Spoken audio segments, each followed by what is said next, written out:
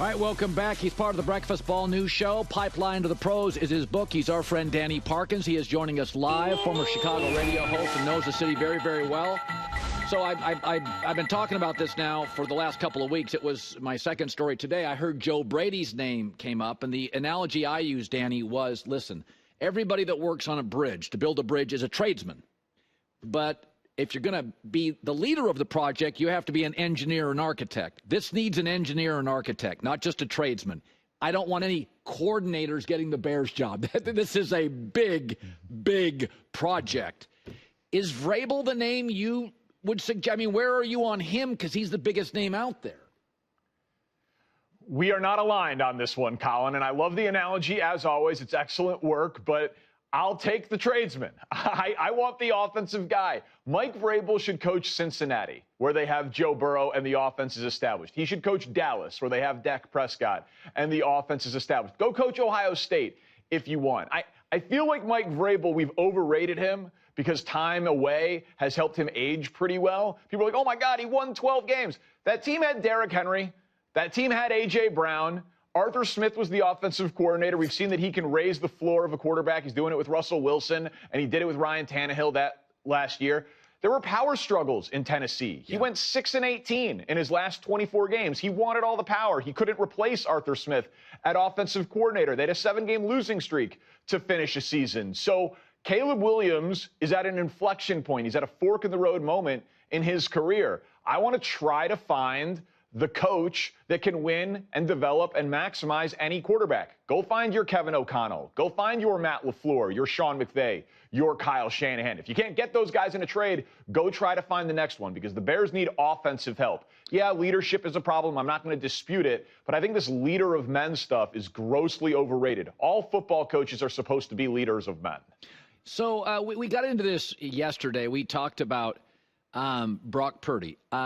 The story is better than the truth. If you go look at the 14 playoff teams, 12 have first-round quarterbacks, and Jalen Hurts was in the second round.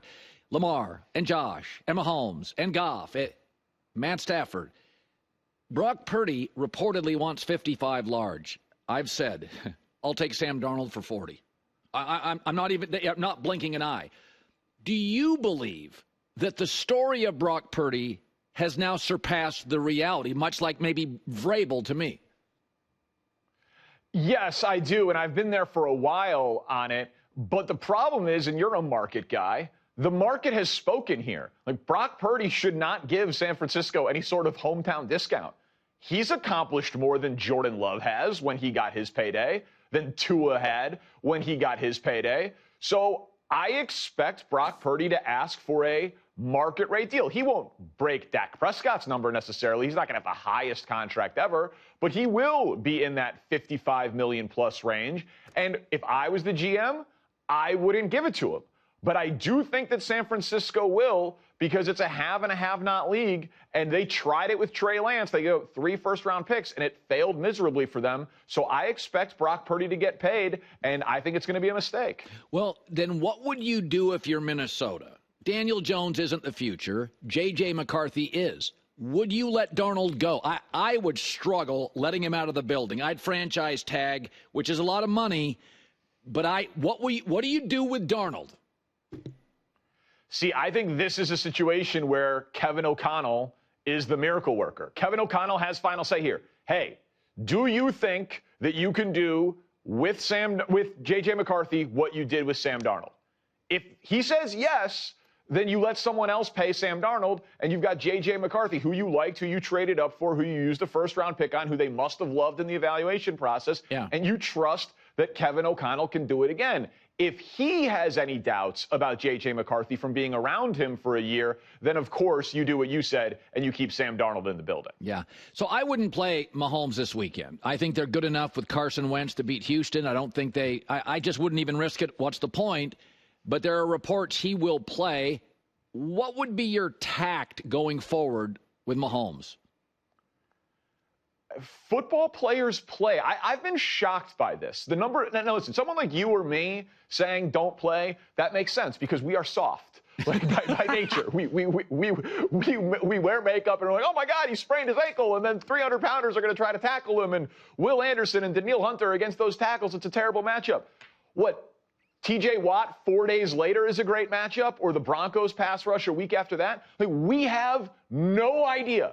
They said it was a mild ankle sprain. They said if it was a playoff game, he could have gone back in. They absolutely still have something to play for. I mean, home field advantage, the Arrowhead Invitational, Buffalo needing to go to Kansas City, that would seem to matter a great deal here. Buffalo wins out. Kansas City needs to win at least 2 of their last 3 to retain home field advantage. So I think he will play. I think he should play. These guys work 365 days a year for 17 Sundays. They play hurt all the time. I don't think you get a ton of benefit by resting him for 4 extra days against Pittsburgh. And if someone said it, it would be a doctor, not a talk show host.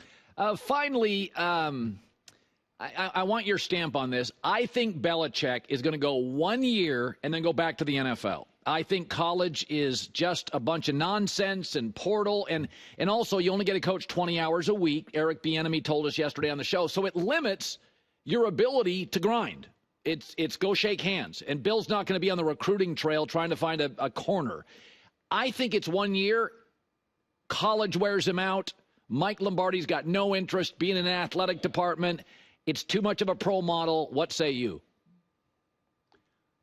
I don't believe that he wants this job. I think that this was, I want to coach in the NFL. Only one team showed interest last year. It was Atlanta. I lost out on that to Raheem Morris. Is any NFL team going to give him the power and the control that he craves? I think he has a great agent. He knows everybody. He was talking to people through back channels. That was what Seth Wickersham's reporting suggested. And he didn't think that job was going to be there for him this time. And so instead of doing media, he would rather coach at North Carolina because he'd rather coach somewhere than do media again. I don't think given another year, all of a sudden there's going to be a bunch of NFL teams ready to give 73-year-old Bill Belichick all of that power. I want him in the NFL. I think he should be in the NFL. I think it's way more interesting with him in the NFL, though this is obviously a fascinating story for a number of reasons, some of which you just outlined. But I think we've seen Bill Belichick coach his last game in the NFL because I think the NFL is done with Bill Belichick. Yeah. Danny Parkins, Breakfast Ball, Craig Carton, Mark Schlereth, Mornings FS1. Good seeing you, buddy. Anytime, Colin. Good to see you, my friend. Hi, everybody. It's me, Uncle Colin. Subscribe here to get the latest from the herd, including exclusive behind-the-scenes videos and more, wherever you may be, however you may be watching. Thanks again for making us part of your day.